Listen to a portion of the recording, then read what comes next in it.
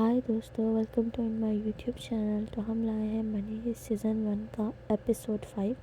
तो जैसे कि हमने लास्ट एपिसोड में देखा है कि औरतों को गोली लगती है, और यहाँ हमें एपिसोड के स्टार्ट में दिखाते हैं कि औरतों खून से लथपथ छत पे पड़ा होता है। गोली की आवाज़ मोनिका और मिंट के अंदर बाकी सभी सुनते हैं। यहाँ देखते हैं कि खून ही खून पूरे छत पे होता है। उसका मास्क साइड पे पड़ा होता है और डेनवर उसको होश में लाने की कोशिश कर रहा होता है। मोनिका, जिसको टांग पे डेनवर ने ही गोली मारी होती है, और उसे वॉशरूम जाना होता है, लेकिन उसे समझ नहीं आ रही होती कि कैसे जाए। वो कब से डेनवर का इंतज़ार कर रही होती है। यहाँ पे नैरोबी जो होती है वो नोटों को चेक कर रही होती है कि वो ठीक से प्रिंट हो रहे हैं कि नहीं। और इतने में ही डेनवर और मॉस्को बाकी सब हॉस्टेजेस को अंदर लेके आते हैं, और उनके साथ और तो भी होता है, जिसे वो उठा के अंदर लाते हैं। वो उसे उठा के नीचे लेके जा रहे होते हैं। डेनवर बहुत ही डर चुका होता है। फिर वो और कुछ हॉस्टेजेस किसी तरह औरतों को नीचे लेके आते हैं, तो टोक्यो मेडिकल बॉक्स वहाँ लेके आती है और उसको चेक करती है कि गोली उसको कहाँ पे लगी है। उसका खून रोकने की कोशिश करते हैं। सब लोग उसे स्ट्रेचर पे डालते हैं। असल में ये स्ट्रेचर तो नहीं होता है, बस उनके पास एक जगह होती है, वहाँ पे उसे लटाते हैं। वो उसको और बाकी सब भी परेशान हो जाते हैं कि ये आखिर हुआ कैसे और ये हो कैसे गया। यहाँ दूसरी तरफ दिखाते हैं कि मिंट के बाहर ऑफिसर रकेल जो कि परेशान होती है, उसे समझ नहीं आ रही होती है अब क्या होगा। तो उसको कॉल आती है, वो किसी और की नहीं बल्कि प्रोफेसर की होती है। प्रोफेसर कहता है कि आपने ये ठीक नहीं किया है, और अब औरतों को गोली लग चुकी है, जिसके ज़िम्मेदार हम नहीं, आप ही होंगे। और रकेल ये सब सुन के काफ़ी डर चुकी होती है। सभी किसी तरह औरतों का खून रोकने की कोशिश कर रहे होते हैं, जो कि सीने पे गोली लगने की वजह से मुसलसल बह जा रहा होता है। ड्राइवर भी उनके पास ही होता है, वो भी खून रोकने की कोशिश कर रहा होता है। और यहाँ दूसरी तरफ मोनिका दिखाई जाती है, जिसकी टांग से पट्टी के बावजूद कुछ ब्लड निकल रहा होता है। उसे वॉशरूम जाना होता है, इसलिए वो खुद को घसीटते हुए आखिर उस तिजोरी से बाहर निकल ही आती है। यहाँ दिखाते हैं कि वो खून रोकने में तो कामयाब नहीं होते हैं, लेकिन उनको पता होता है, क्योंकि उनको इसकी भी ट्रेनिंग दी गई होती है कि किस तरह गोली निकालनी है और बाकी सब प्रोसेस। और फिर हमें कुछ फ्लैशबैक के सीन दिखाए जाते हैं, जिसमें प्रोफेसर उनको गोली लगने के बाद का प्रोसेस बता रहा होता है, और वहाँ सामने रियो लेटा होता है, जो उनको प्रोफेसर उनको बता रहा होता है कि कौन सी बॉडी के हिस्से में गोली लगना ज़्यादा ख़तरनाक है और कौन सा कम। और यहाँ डेनवर कहता है कि आप लोग डॉक्टर नहीं हो, आप किस तरह इस तरह किसी को भी काट फेंक सकते हो। अगर किसी को गोली लग जाएगी तो हम उसे अस्पताल भेज देंगे। तो प्रोफेसर कहता है कि नहीं, अगर किसी को गोली लगेगी और कुछ भी होगा तो तुम लोग गोली निकालोगे, और अगर तुम लोगों को भी गोली लगेगी तो तुम खुद ही अपना मसला हल करोगे। और टोक्यो कहते हैं कि हम अपना प्लान ख़राब नहीं कर सकते हैं। बर्लिन भी बताता है कि हाँ, ये ठीक कह रही है, इस क्लास पर फोकस करो, क्योंकि हम इस तरह अपने प्लान की ख़राब नहीं कर सकते। अगर तुम लोगों में से किसी को गोली लगती है या फिर किसी हॉस्टेजेस को भी गोली लगती है, तो हमें खुद ही गोली निकालनी पड़ेगी। इससे ध्यान रखो कि कौन से हिस्से पे गोली लगना ज़्यादा नुकसानदेह है और कौन सा कम। उसके बाद दिखाते हैं कि नैरोबी स्ट्रेचर पर लेटती है और अपनी शर्ट रिमूव करती है, और टोक्यो उसकी बॉडी पे मार्कर से निशान लगा के प्रोफेसर को बता रही होती है कि उसने आज की लेसन से क्या क्या सीखा है। तो एकदम टोक्यो की नज़र एक ऑपरेशन मार्क पर जाती है, जो किसी और का नहीं बल्कि सी सेक्शन क्या होता है। तो टोक्यो को समझ आता है कि नैरोबी का कोई बच्चा वगैरह भी है, और वो आपस में लड़ पड़ती है। और बर्लिन, जो कि ऐसी सिचुएशन को हमेशा एंजॉय करता है, वो एंजॉय करता है, लेकिन फिर वो आखिर देखता है कि हाथापाई ज़्यादा ही बढ़ गई है, इसलिए वो नैरोबी को वहाँ से लेके जाता है और वो टोक्यो को। यहाँ अब दूसरी तरफ मिंट के बाहर पुलिस वाले भी काफ़ी परेशान होते हैं, क्योंकि उन्हें समझ नहीं आ रहा था कि वो क्या करें। प्रोफेसर ने तो उन्हें इजाज़त दी होती है कि कुछ डॉक्टर्स की टीम्स को अंदर भेजें, लेकिन रकेल को रह के ये ख्याल आ रहा होता है कि उसी की गलत फैसले की वजह से अभी एक मासूम शख्स की ज़िंदगी ख़तरे में है। हालांकि औरतों मासूम तो बिल्कुल भी नहीं था, लेकिन चलो।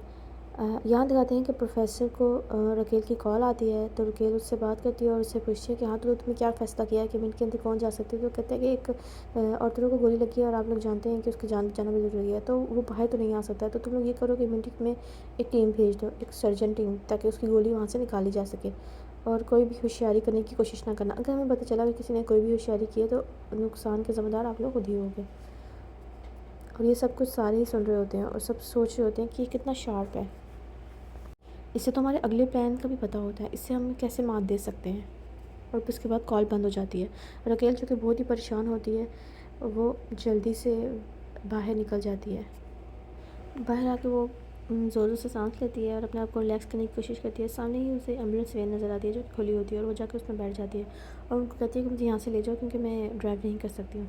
और यही सब कुछ एंजल भी देख रहा होता है, तो वो भी उसके साथ ही आके वैन में बैठ जाता है। और फिर वहाँ से देखते ही देखते वैन निकल जाती है। ये सब कुछ सारे पुलिस वाले और कमांडो भी देख रहा होता है, और उसे रकेल की ये हरकत ज़रा पसंद नहीं आती है। लेकिन खैर क्या ही कर सकते हैं। आगे दिखाते हैं कि एम्बुलेंस वैन वहाँ से निकल गई होती है और यहाँ दोबारा सीन मिनट के अंदर का दिखाया जाता है, जहाँ पे मॉस्को और डेनवर मोनिका के पास जाते हैं और उसके लिए कुछ ज़रूरी सामान भी लेके जाते हैं। लेकिन देखते हैं कि अंदर मोनिका तो होती ही नहीं है। हाँ, लेकिन ब्लड के बहुत सारे स्टेन दीवारों पे लगे होते हैं। डेनवर कहता है कि वो यहीं पे थी, मैंने उसे यहीं रखा था। मॉस्को को उस पर शक हो जाता है कि कहीं तूने उसे सच में मार तो नहीं दिया। डेनवर कहता है कि नहीं नहीं, वहीं पे थी, वो भी मिल जाएगी। यहाँ सीन दोबारा अब मिंट के बाहर का दिखाया जाता है और रकेल के घर का, जहाँ पे उसकी मॉम दिखाई जाती है जिनको एक बीमारी होती है अल्जाइमर की, जिससे उनको हर वक्त चीज़ें भूलती रहती हैं और इसलिए उन्होंने घर पे जगह जगह स्टिकी नोट्स लगाए होते हैं ताकि उन्हें याद रह सके। और फिर उन्हें याद आता है कि उनकी एक 2 बेटियाँ हैं और वो अपनी नवासी के साथ रहती हैं। और फिर ये इतनी देर में उन्हें रकेल की कॉल आ जाती है। रकेल कहती है कि मैं बहुत ही परेशान हूँ और मेरी वजह से एक गलत फ़ैसला हो गया और उस वजह से एक शख्स की जान खतरे में है। तो उसकी मॉम उसे कुछ हौसला देती है, कहती है कि कोई बात नहीं, इसमें तुम्हारी गलती नहीं, तुमने कितने ही लोगों की जान बचाई है। अगर तुमसे गलती हो गई है तो कोई बात नहीं, इंसान गलतियों का ही पुतला है और इंसान से गलती हो सकती है। और वो उससे रिलैक्स करती हैं और वो कहती हैं कि तुम्हारा वो बॉयफ्रेंड कैसा है। तो वो कहती है कि मेरा कोई बॉयफ्रेंड नहीं है। वो कहती है कि तुम्हें उसके साथ डेट पे जाना चाहिए ताकि तुम थोड़ी रिलैक्स हो जाओ और तुम्हारा स्ट्रेस थोड़ा दूर हो जाए। तो ये सब कुछ बात बेटा एंजल भी सुन रहा होता है और उसकी मॉम उसे काफ़ी ज़्यादा रिलैक्स कर चुकी होती है। उसके बाद फ़ोन बंद हो जाता है और अब उसके पास एक न्यू होप आ जाती है कि उसने कैसे इन चोरों से डील करना है। मॉम से उसे बहुत ही मोटिवेशन मिली होती है कि जैसे कि वो कमज़ोर नहीं है और वो गलत फ़ैसले नहीं, बिल्कुल सही फ़ैसले करती है। अगर उससे एक बार गलती हुई है इसका मतलब ये नहीं है कि उससे हर बार गलती ही होगी। और अब उसका दिमाग प्रोफेसर से हट के प्रोफेसर की तरफ ही जाना शुरू हो जाता है, जो कि कोई और नहीं बल्कि उसका फ्रेंड ही होता है। अब रकेल एम्बुलेंस को कहती है कि वापस मिंट की तरफ मोड़ लें और ये वापस मिंट की तरफ आ जाते हैं। और रकेल की मम सारा कुछ इस सब कुछ अपना स्टिकी नोट्स पे नोट कर रही होती हैं। अभी हमें सीन पास्ट का दिखाया जाता है। ये एक फ्लैशबैक होता है जिसमें टोक्यो और नैरोबी जिनकी लड़ाई हुई होती है, वो उसके बाद टोक्यो नैरोबी के रूम में आती है और उसे कहती है कि मुझे पता चल गया है कि तुम्हारा ऑपरेट हुआ था और मुझे बता दो कि तुम्हारा बच्चा कहाँ है और वो कितना सा है। तो वो कहती है कि तुम यहाँ क्यों आई हो, यहाँ से निकलो। और फिर आखिर नैरोबी उसे अपनी सारी स्टोरी बता देती है और उसे बताती है कि मेरा एक बेटा है जो कि इस वक्त 8-9 साल का है और वो किसी और के पास पल रहा है, यानी कि उसे किसी ने अडॉप्ट कर लिया और मैं उससे मिल भी नहीं सकती हूँ क्योंकि मुझे इस चीज़ की इजाज़त नहीं है। और फिर उसे अपनी सारी स्टोरी सुनाती है जो कि बहुत ही सैड होती है।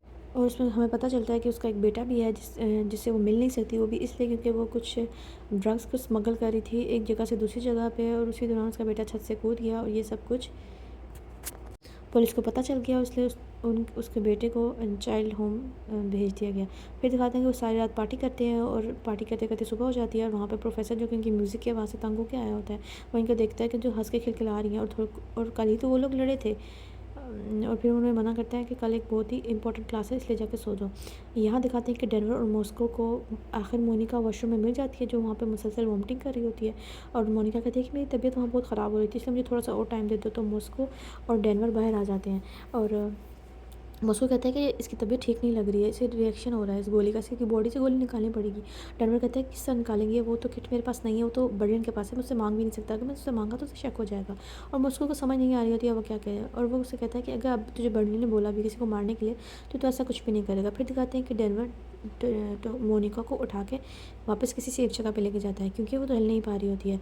यहाँ स्क्रीन हमें वापस एम्बुलेंस का दिखाया जाता है जहाँ पे एंजल कहता है कि मैं भी डॉक्टर्स की टीम के साथ अंदर जाना चाहता हूँ। तो रकेल कहती है कि नहीं तुम अंदर नहीं जा सकते हो, ये सेफ़ नहीं है। तो एंजल गुस्सा आ जाता है, कहते हैं कि तुम्हें क्या मसला है, तो मेरी बात क्यों नहीं मानती हो, मुझे सब पता है, मुझे पता होगा वहाँ पे कितने चोर हैं और कितने हॉस्टेजेस हैं, मैं तुम्हें सब समझा दूँगा। यहाँ दिखाते हैं कि मोनिका डेनवर के साथ अब वापस सेफ में आ चुकी होती है और डेनवर से पूछा था कि तुम्हें दर्द तो नहीं हो रहा। तो मोनिका कहती है कि मुझे गोली चलने की आवाज़ आई थी, मुझे पता वो गोली किसको लगी थी। तो डेनवर जो सारा कुछ जानता होता है, सारे मसले से वाकिफ़ होता है, वो इसको नहीं बताना चाहता है। लेकिन वो उसको कहता है कि एक हॉस्टेज को गोली लगी जो कि पुलिस ने चलाई थी, हमने नहीं चलाई है। और तो वो पूछ लेती है कि किसने गोली लगी। तो वो कहते हैं औरतों को गोली लगी थी। तो वो एकदम डर जाती है और फिर यहाँ मॉस्को को पता चलता है कि वो प्रेग्नेंट भी है और बच्चा किसी और का नहीं बल्कि औरतों का ही है।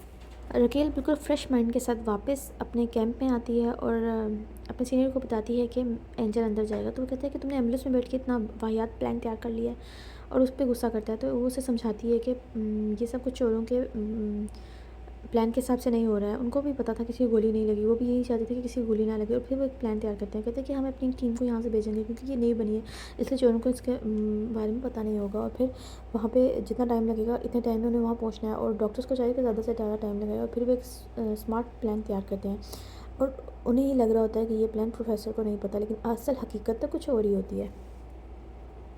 इतने देर में वहाँ पे औरतों की वाइफ भी आ जाती है, जो कि मुसलसल रोई जा रही होती है और कहती है कि उसे गोली कैसे लगी। मुझे पता चला है न्यूज़ में कि उसको गोली पुलिस ने मारी है। तो रकेल बताती है कि मेरी ही गलत फैसले की वजह से उसे गोली लगी है, क्योंकि उसने चोरों जैसा ही ड्रेस पहना हुआ था, इसलिए मैं माज़रत चाहती हूँ। यहाँ अब सीन डेनवर का दिखाया जाता है, जो कि मोनिका के पास होता है और उसके पट्टी कर रहा होता है। तो मॉस्को से कहता है कि हमें जल्दी से जल्दी इसकी गोली निकालनी होगी, इसका जिस्म तप रहा है, इससे बच्चे को नुकसान भी हो सकता है। और वो एक पेपर पे लिख के देती है कि औरतों को जाके बताओ कि मैं ज़िंदा हूँ, ताकि उसे गिल्ट फील ना हो और वो अपने साथ बुरा ना करे। यही सब कुछ बर्लिन औरतों से बात कर रहा होता है। उसे बताता है कि तुम्हारी वाइफ आ गई है, थोड़ी देर पे हम कॉल मिलाएंगे। तो रियो वहाँ पे आता है, उनको बताता है कि पुलिस की कॉल आ रही है। तो बर्लिन कहता है कि तुम्हें हालांकि इस वक्त मोनिका से बात करनी चाहिए। हाँ, लेकिन वो मर गई है, इसलिए तो तुम उससे बात नहीं कर सकते हो।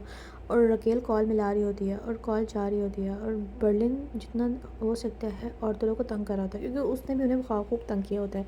यहाँ दिखाते हैं कि अब कॉल लग गई होती है। तो डेनवर वहाँ पर आता है, उसके हाथ में वो लेटर भी होता है, जो कि किसी और ने नहीं बल्कि मोनिका ने ही दिया होता है। और वो देखता है कि वो किस तरह अपनी बीवी से बात कर रहा है और उसे मोहब्बत भरे मुजाहरे कर रहा है, और उसे कहता है कि मैं तुम्हें बाहर लेके जाऊँगा, मैं तुम्हें घुमाने लेके जाना चाहता हूँ, वहीं पे जहाँ पे तुम्हारी बहन रहती है, ऑस्ट्रेलिया, जहाँ तुम जाना चाहती थी, वहाँ मैं तुम्हें लेके जाऊँगा वापस आने के बाद। और फिर वो बात करते करते गलती से उसे मोनिका कह देता है। हालांकि उसका नाम मोनिका नहीं होता, मोनिका तो कोई और होती है, जो कि उसकी सेक्रेटरी और उसकी गर्लफ्रेंड होती है, और अब उसके बच्चे की माँ भी बने होती है। और ये सब देख के बर्लिन तो बहुत ही खुश होता है, वहाँ सभी हंसना शुरू हो जाते हैं। लेकिन डेनवर, जिसको बहुत ही गुस्सा आ जाता है, क्योंकि वो मोनिका और अपनी वाइफ के बीच में बहुत ही कन्फ्यूज़ होता है, इसलिए वो लेटर वहीं फेंक देता है।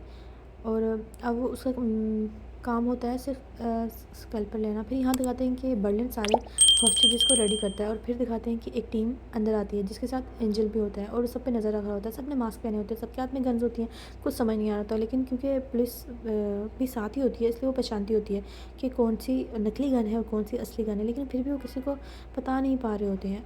उसको देखते ही प्रोफेसर को लगता है उसका प्लान कामयाब हो गया, क्योंकि ये भी उसका एक प्लान था कि अगर कोई अंदर आएगा तो हमें उससे क्या फ़ायदा पहुँचेगा। तो वो बर्लिन को कॉल करता है, और बर्लिन को कॉल करके बताता है कि पुलिस वाला अंदर आया। तो बर्लिन कहता है फिर कौन है, हम उसकी खातिर तवाज़ुन के लिए बिल्कुल तैयार हैं। तो वो बताते हैं वो कोई और नहीं बल्कि ग्लासेस वाला है, उसकी खातिर तवाज़ुन अच्छे से करो, लेकिन कोई गलती नहीं होनी चाहिए। उसके बाद दिखाते हैं कि वो अंदर आने के बाद उनसे उनके सारे घड़ियाँ और ग्लासेस ले लेते हैं, जो कि चेक करते हैं कि कहीं उसके अंदर कोई बग या कोई GPS तो नहीं है।